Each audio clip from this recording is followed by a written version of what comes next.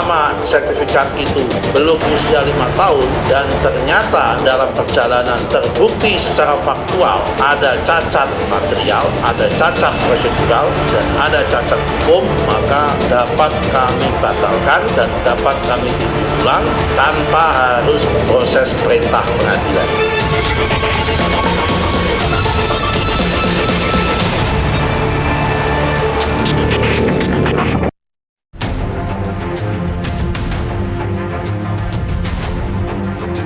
Di tengah polemik pembongkaran pagar laut, publik dikejutkan dengan kabar bahwa kawasan yang dinaungi pagar laut tersebut telah berstatus hak guna bangunan. Menteri Agraria dan Tata Ruang Badan Pertanahan Nasional (ATR) BPN Nusron Wahid buka suara terkait ratusan sertifikat hak guna bangunan atau HGB yang berada di pagar laut Tangerang, Banten. Kalau selama sertifikat itu belum usia 5 tahun, dan ternyata dalam perjalanan terbukti secara faktual ada cacat material, ada cacat prosedural, dan ada cacat hukum, maka dapat kami batalkan dan dapat kami tinjau ulang tanpa harus proses perintah pengadilan. Nusron juga menegaskan akan melakukan pemeriksaan kembali terhadap HGB ini apakah berada di dalam atau luar garis pantai. Lantas siapa yang memberi izin HGB? Apa hasil evaluasi pemetaan di area pagar laut tersebut? Dapatkah sertifikat HGB tersebut dibatalkan dan dicabut pemerintah?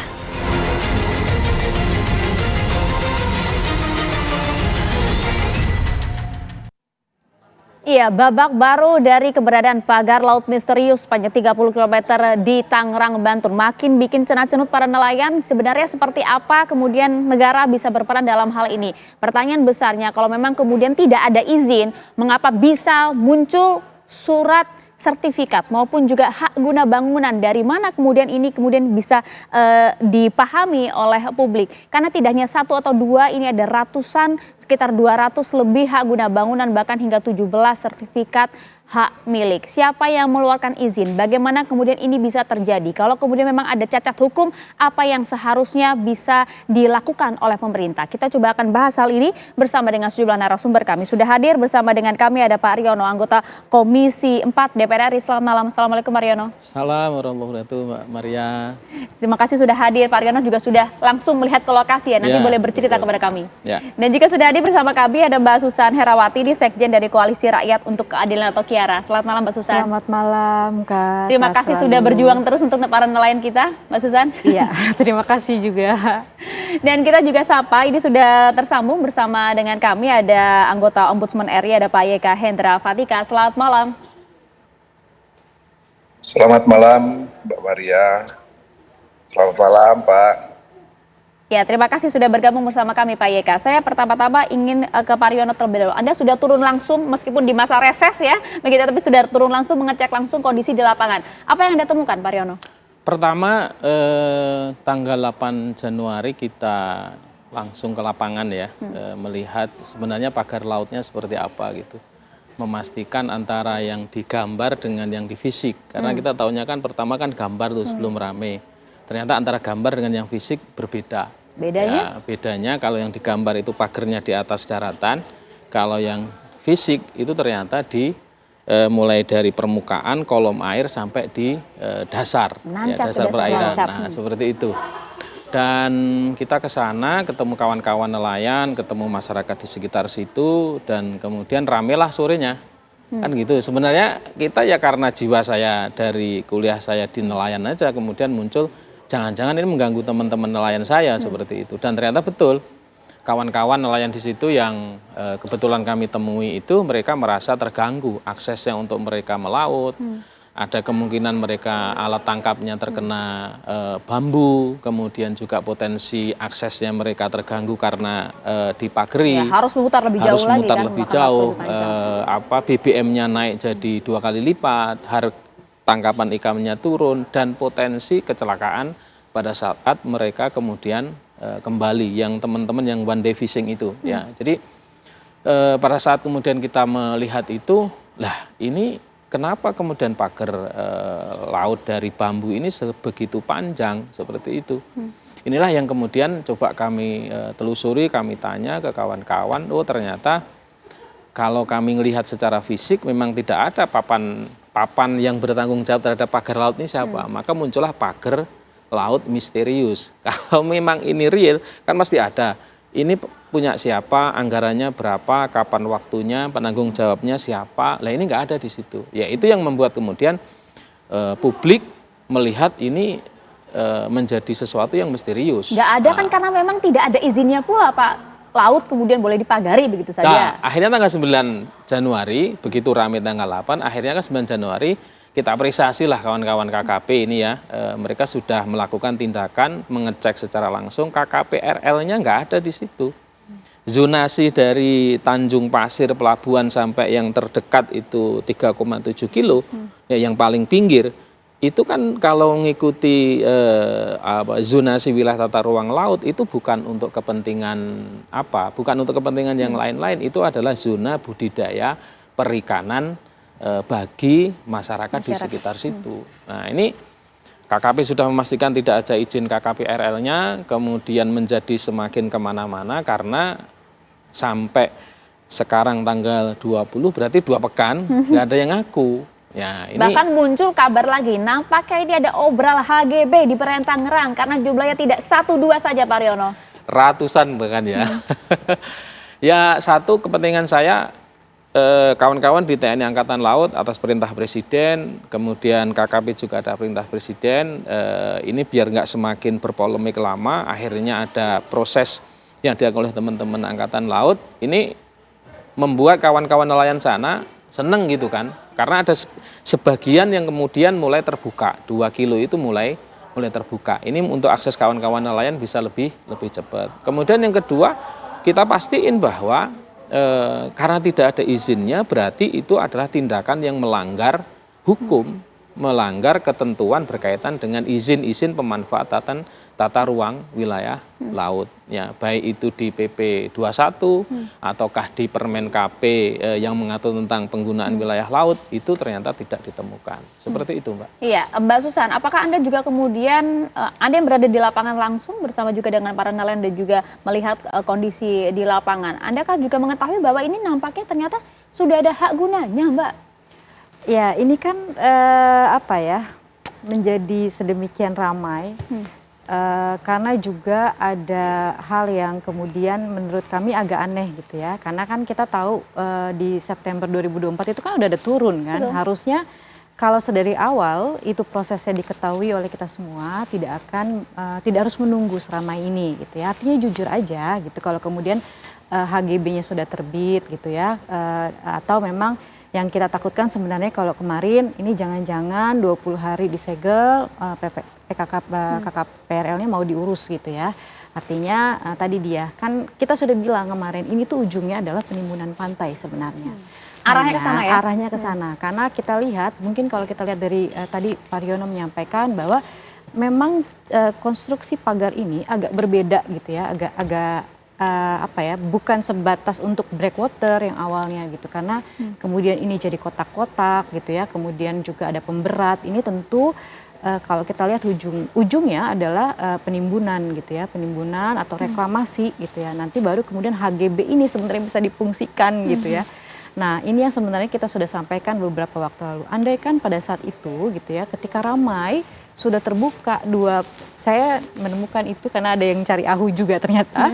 Ada 2 perusahaan, nama perusahaan, dan tadi dia ada ratusan kan, satu perusahaan aja itu ada 230 lebih. Itu gitu ya, HGB gitu ya, terus udah gitu ada sertifikat juga gitu ya. Artinya memang kalau sedari awal ini sudah dibuka ke publik, mungkin kita nggak akan selamai ini. Gitu. Kita nggak akan sedemikian marahnya gitu ya kepada para pemangku kebijakan gitu. Karena baru-baru ini kan juga Menteri ATR juga menyatakan ya minta maaf, tapi ya ini menjadi atensi kita bersama, artinya kok laut aja bisa keluar HGB gitu ya, mekanismenya mau seperti apa gitu. Tadi kalau bicara konteks peruntukan ruang, tadi dia kan jadinya timpang ya, satu perusahaan bisa memiliki 200-an lebih HGB, sedangkan nelayan, tanya Pak Riono, kalau mau mengurus sertifikat dihalang-halangi itu banyak banget. Gitu. Jadi ini ketimpangan yang terjadi di pesisir. Oke.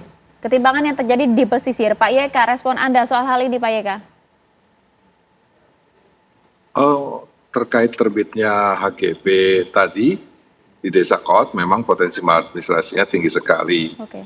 Dan itu sangat mudah untuk bisa dibatalkan karena dia berdiri di wilayah laut, terus juga pengusulnya adalah sangat mencurigakan dan saya yakin sebetulnya Menteri ATR BPN dapat dengan mudah seharusnya bisa membatalkan SHGB yang seperti ini.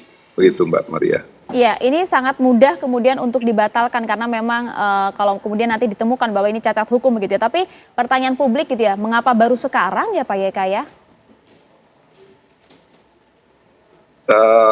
Mengapa baru sekarang diketahuinya? Sebetulnya kalau informasi ini Ombudsman sudah tahu sejak tanggal 5 Desember ketika kami ke lapangan.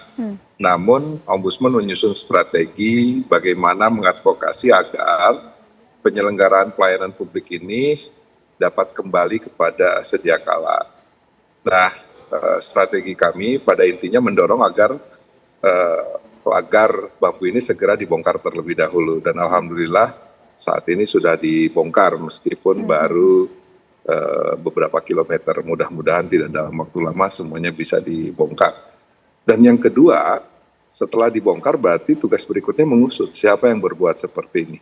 Dan dalam konstruksi untuk mengusut ini, maka kami melihat persoalan HGB yang 300 hektar di Desa Kohot serta adanya 1.500 pengajuan yang sudah diajukan oleh sekelompok atas nama masyarakat, ini pun juga patut dicurigai dimotori oleh penggerak-penggerak yang memang memagari laut yang saat ini sekarang sepanjang 30 km tersebut. Nah, namun investigasi Ombudsman itu kan dalam rangka penyelenggaraan pelayanan publik. Nah, ketika misalnya sertifikat ini dinilai bermasalah dan ATR BPN-nya misalnya memiliki kesepahaman bahwa ini bermasalah dan mereka mau mencabutnya, nah, saya pikir itu menjadi lebih baik gitu. Tugas Ombudsman menjadi lebih mudah tentunya. Oke, tapi kemudian kalau memang sudah diketahui oleh Ombudsman sejak Desember begitu ya, sejak beberapa waktu lalu, tapi kemudian mendapatkan data juga tidak, siapa sih sebenarnya yang memberikan izin ini, siapa yang kemudian bisa mengeluarkan banyak sekali HGB di Kementerian ATR BPN ini, Pak Yeka? Begini Maria, Ombudsman itu tugasnya adalah pengawasan penyelenggaraan pelayanan publik. Dalam konstruksi masalah yang kami hadapi, dalam menganalisis masalah ini sederhana sekali. Pertama, setelah dilihat ternyata pembangunan pagar ini kan ilegal. Iya. Tidak ada amdalnya, tidak ada izinnya. Nah, kalau ilegal itu berarti kan potensinya pidana gitu kan. Nah, ketika ini potensi pidana, maka tugas Ombudsman adalah hanya mengumpulkan informasi dan meneruskan informasi tersebut untuk didalami oleh APH. Gitu, karena Ombudsman tidak boleh masuk ke wilayah yang ada pidananya. Nah, tugas Ombudsman adalah memastikan adalah pelayanan publiknya tidak terganggu. Nah, pelayanan publik apa yang terganggu saat ini? Yaitu yaitu adanya pagar. Nah, mengapa pagar mengganggu pelayanan publik? Karena nelayan tidak bisa melaut. Ada juga pengurugan petambak, karena petambak tidak bisa berbudidaya karena tiba-tiba aliran sungainya sekitar di wilayah 600 hektar itu diurukkan. Nah, tugas Ombudsman di situ. Nah, potensi-potensi informasi yang mengarah kepada pidana sebenarnya dapat dengan mudah ditemukan di lapangan kalau kita mau mengusutnya. Itu kepala desa semuanya itu pasti tahu betul gitu. Nah, cuma kita mau enggak? Nah, tugas Ombudsman hanya menyampaikan informasi-informasi atau keterangan yang ada di masyarakat, disampaikan ke instansi ataupun stakeholder terkait, dan silahkan karena ini pelanggaran pidana ya mereka lah yang harusnya ke depan, bukan Ombudsman gitu. Iya, informasi-informasi itu yang kemudian ingin kita ketahui Pak Yeka, karena Ombudsman kan juga nanti ujungnya dari hasil pengawasan tersebut kan adalah rekomendasi itu tadi ya. Pertanyaan berikutnya mungkin begini Pak Riono, apa yang kemudian akan dilakukan oleh DPR setelah mengetahui berbagai fakta, bukti-bukti dan juga kemudian data-data yang sudah dimiliki oleh Ombudsman dan juga beberapa rekan-rekan kami seperti Mbak Susan dan kawan-kawan? Dijawabnya nanti ya, sesaat lagi. Kami akan jeda terlebih dahulu. Ya pemirsa, Menteri Agraria dan Tata Ruang BPR Nusron Wahid juga kemudian mengakui bahwa kawasan pagar laut di perairan Kabupaten Tangerang, Banten ini memang mengantongi total 263 sertifikat hak guna bangunan atas nama perusahaan, bahkan juga mengejutkannya adalah atas nama perseorangan. Selain itu juga bahwa kawasan pagar laut ini juga memiliki sertifikat hak milik sebanyak 17 bidang. Kita simak terlebih dahulu, ini dia pernyataan dari Menteri ATR BPN Nusron Wahid. Ada sertifikat yang berseliweran di kawasan pagar laut sebagaimana yang muncul di banyak sosmed tersebut. Jumlahnya 263 bidang dalam bentuk SHGB atas nama PT Intan Agung Makmur sebanyak 234 bidang dan atas nama PT Cahaya Inti Sentosa sebanyak 20 bidang. Kemudian atas nama perseorangan sebanyak 9 bidang. Kemudian ada juga SHM, surat hak milik, atas 17 bidang. Jadi berita-berita yang muncul di media maupun di sosmed tentang adanya sertifikat tersebut, setelah kami cek benar adanya, lokasinya pun benar adanya sesuai dengan aplikasi Bumi, yaitu ada di Desa Pohon, Kecamatan Pakuaji, Kabupaten Tangerang. Jumlahnya tadi sudah saya sampaikan 263 bidang dalam bentuk SHGB, 234 bidang atas nama PT Intan Agung Makmur, 20 bidang atas nama PT Cahaya Inti Sentosa. Ya, makin dibuat geleng-geleng saja kemudian kita dengan data-data yang disampaikan oleh Menteri ATR BPN, Mariono. Akan seperti apa nanti DPR bertindak? Ya, jadi secara prinsip kami melihat bahwa satu, penggunaan tata ruang wilayah laut ini siapapun yang memanfaatkan di Undang-Undang 45 Pasal 33 Ayat 3 Negara Kesatuan Republik Indonesia, seluruh asetnya digunakan untuk kepentingan kesejahteraan masyarakat. Salah satunya ruang wilayah laut, dan ruang wilayah laut itu ada yang ngatur berkaitan dengan peruntukannya apa, kan begitu. Ya, sekarang kalau kita lihat di situ, dari masuk ke zona 1 kedalaman 678, kalau kita ngelihat kemarin pagernya ditancap 1 meter, kemudian kolomnya kurang lebih itu 4 meter, atas yang kelihatan pagarnya itu 2 meter, itu adalah diprioritaskan kedalamannya 8 meter itu adalah zona perikanan tradisional. Tanya Mbak Susan nanti, kan begitu. Sehingga kalau kemudian di situ digunakan untuk kepentingan-kepentingan yang lain, jelas itu adalah tindakan-tindakan yang ilegal. Mengagetkan itu. Tidak Anda mendengar tadi pernyataan dari Pak Menteri? Ya sangat kaget sekali. Masa laut kemudian dikapling-kapling dan kemudian posisinya itu kedalamannya masih 8 meter di situ. Dan itu masih laut, masih air, belum ada tindakan-tindakan yang lain. Ini kan jadi pertanyaan besar. Sehingga kawan-kawan di DPR secara resmi, secara ofisial memang fokusnya adalah sebenarnya selain HGB itu adalah terbukanya akses untuk nelayan-nelayan kecil di situ. Jangan salah, ada 21.000 loh masyarakat di sekitar situ yang kemudian terkena dampak. Yang kedua adalah memang teman-teman di DPR pasti akan menindaklanjuti, ya, apakah nanti di rapat Komisi 4 sebagai mitra kami, teman-teman di KKP, kemudian juga berkaitan dengan klarifikasi terhadap berbagai pihak yang kemudian di situ nanti akan secara resmi DPR akan menyatakan pendapatnya, apakah ini seperti apa nanti keberlanjutannya, begitu Pak. Ini juga ramai dibahaskah kemudian di Komisi 4? Ya kalau secara resmi belum, tapi kalau di grup-grup Dina itu dia. kawan-kawan, pendapat pribadi saya, Bang Johan, Mas Daniel, Pak Firman, macam-macam kan mereka semuanya punya pendapat masing-masing dalam perspektif untuk kepentingan masyarakat yang luas, kepentingan rakyat, kepentingan masyarakat pesisir. Tapi secara ofisial hasil rapat dengan mitra, dengan stakeholder terkait itu belum dilakukan. Ini masih hari ini terakhir masa reses dan besok masa sidang dan besok sudah langsung kita rapat secara internal. Oke, Mbak Susan, catatan Anda, Mbak? Ya, sebenarnya kalau tadi merespon ya, apakah kita harus kaget dengan HGB yang keluar massal ya? Sebenarnya kalau bagi masyarakat yang ada di pesisir dan pulau-pulau kecil, bagi kami ini bukan barang baru gitu ya. Artinya kasus-kasus seperti ini nyaris banyak terjadi di pesisir dan pulau-pulau kecil. Selain ada di Tangerang, ada juga di Pulau Pari, tiba-tiba SHM keluar, 90% ada satu perusahaan yang memiliki nyaris 90% dari pulau, dekat dengan kita. Permasalahan itu juga timbul dari ATR BPN sebenarnya, dan mereka bertanggung jawab penuh atas pengaturan ruang itu sendiri gitu ya. Artinya memang harus ada kolaborasi, orang harus duduk bareng antara KKP, ATR BPN, pemangku kebijakan yang lainnya untuk kemudian sama-sama ngomongin soal kedaulatan gitu. Ya Pak Menteri kan sudah minta maaf untuk hal itu ya? Iya, maaf kami terima, tapi ini harus juga sejalan dengan langkah konkret gitu ya. Kalau maaf tapi kemudian tidak ada satu langkah konkret, kayaknya nelayan sudah cukup sering dengar seperti itu gitu ya.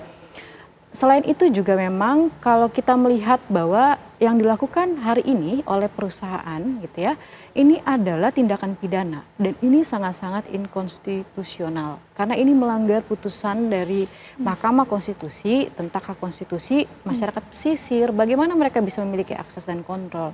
Dan harusnya baik itu siapapun itu ya, KKP, ATR BPN, itu harusnya juga mempidanakan gitu ya, mencari itu orang-orang yang mengeluarkan HGB itu. Nggak mungkin mereka ini nggak tahu. Kita ini peta udah, ya maksudnya mereka punya one big data lah pasti. Harusnya nggak sulit? Nggak sulit harusnya gitu. Tidak semudah itu. Terus terang bagi kawan-kawan yang ada di pesisir dan pulau-pulau kecil yang hari ini saya sapa gitu ya, mereka ini kalau ngelihat saya ngomong, mereka cuma senyum. Mereka ini pura-pura tidak tahu gitu ya kalau bahasa ininya ya. Karena memang kayak gimana ya, apa perlu nelayan yang mengajari mereka tentang cara mengelola lautnya gitu. Daripada hari ini kan yang menjadi masalah adalah tadi ketimpangan. Satu perusahaan itu bisa punya lebih dari 230 bidang.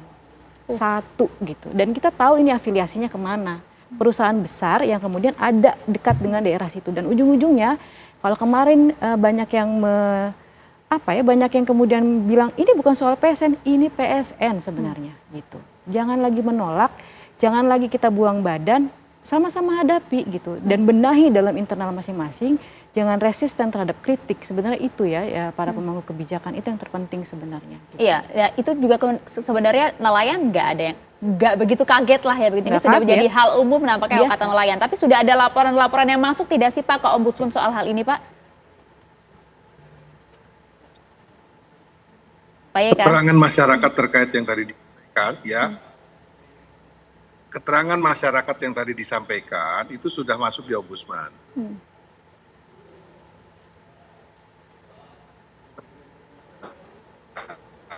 Pak Yeka? Pak Yeka, masih bergabung sama kami Pak? Tadi Ombudsman mendapat, ya halo? Iya, silakan Pak. Halo. Ya, informasi tadi sudah Ombudsman peroleh dan keterangan-keterangan masyarakat tadi sudah tercatat secara lengkap di Ombudsman. Namun, Ombudsman tentunya harus berstrategi mana dulu yang harus dikerjakan oleh Ombudsman berdasarkan kepentingannya, derajat kepentingannya. Strategi pertama adalah tentunya mendorong pemerintah agar mencabut pagar laut terlebih dahulu, karena itu berhubungan langsung dengan penyelenggaraan pelayanan publik, sehingga nelayan bisa melaut kembali. Nah, yang kedua adalah mengusut mengapa hal ini terjadi. Nah, kesimpulan Ombudsman adalah bahwa yang terjadi selama ini adalah karena ilegal, berarti kan potensi pidananya tinggi sekali. Nah, oleh karena itu, ini harus segera ditindaklanjuti oleh HPH. terkait dengan SHGB yang sudah terbit, saya sebetulnya berharap ini adalah momentum ATR BPN untuk bersih-bersih dari dalam. Karena sebetulnya bukan hanya ini saja kasusnya, bahkan rencana-rencana untuk meng-SHGB-kan kawasan laut lainnya sudah ada. Oleh karena itu, saya berharap Pak Yusron, ya, Pak Nusron Wahid bisa melakukan upaya bersih-bersih dari dalam dan dengan dimulai membatalkan dari SHGB yang 300 hektar tersebut. Ya, karena kan kemudian banyak juga yang bersuara, ini nampaknya tidak cukup hanya sampai dibongkar saja, harus ada investigasi khusus, bahkan seperti yang Anda sampaikan tadi, kalau perlu ditarik ke ranah hukum. Betul, betul sekali, dan sebetulnya potensi pidananya tinggi sekali, dan sebetulnya APH dapat dengan mudah mengumpulkan macam informasi. Satu misalnya, minta keterangan aja seluruh kepala desa yang ada di situ sudah dapat itu.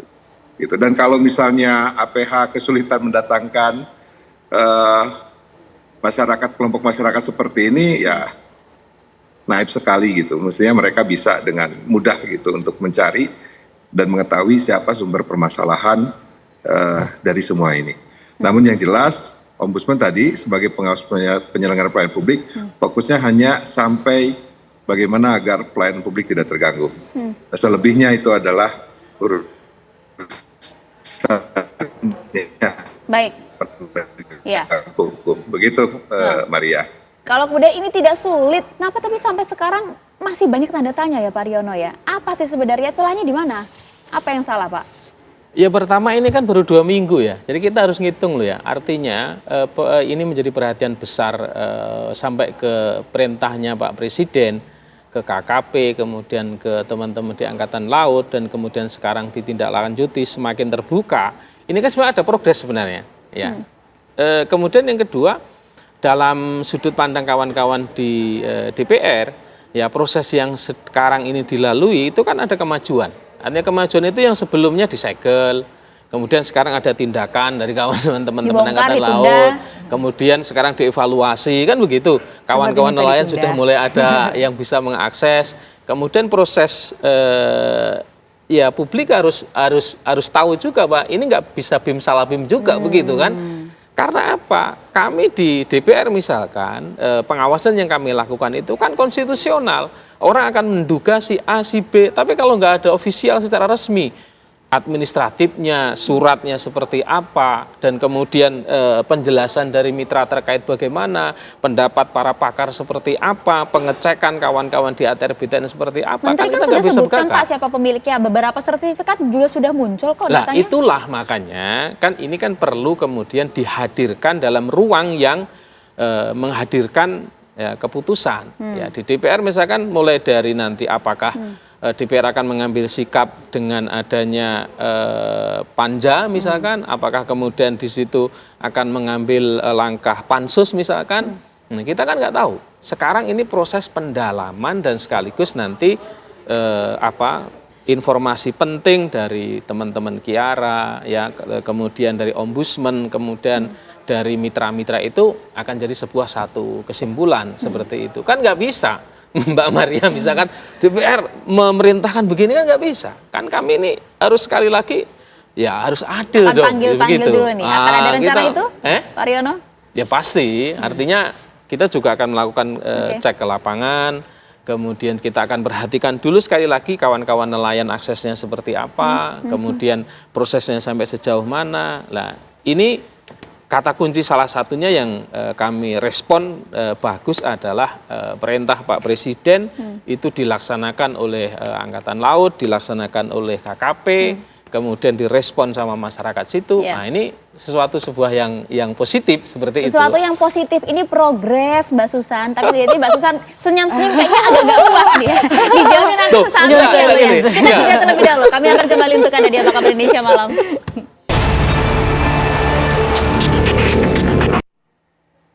Iya, oke pemirsa, kita coba ingin ke Pak YK terlebih dahulu. Pak YK, kalau kemudian fokusnya saat ini sudah bergulir begitu panjang, Ombudsman juga sudah memberikan beberapa data-data yang kemudian nanti akan menjadi sebuah rekomendasi. Fokus utama saat ini Pak, selain kemudian pembongkaran yang saat ini kan nampaknya juga masih ditunda ya, ada beberapa miskomunikasi lah kalau kita lihat antar kementerian ini seperti apa Pak YK?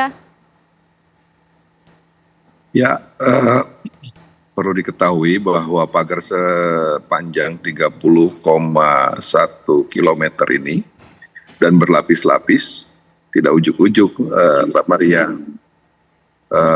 perlu waktu sekitar hampir sekitar 8-9 bulan ya.